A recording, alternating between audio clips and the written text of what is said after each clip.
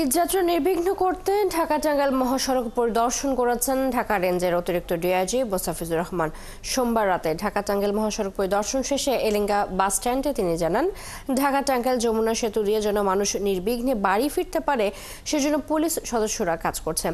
ঈদের আগে মহাসড়কের ডাকাতি রোধে অতিরিক্ত পুলিশ সদস্য কাজ করছে। এছাড়া সাম্প্রতিক যেসব ডাকাতির ঘটনা ঘটেছে সেগুলোর বিষয়ে কাজ করছে পুলিশ। দ্রুত সময়ের মধ্যে ডাকাতদের গ্রেপ্তার করা হবে বলে জানান তিনি।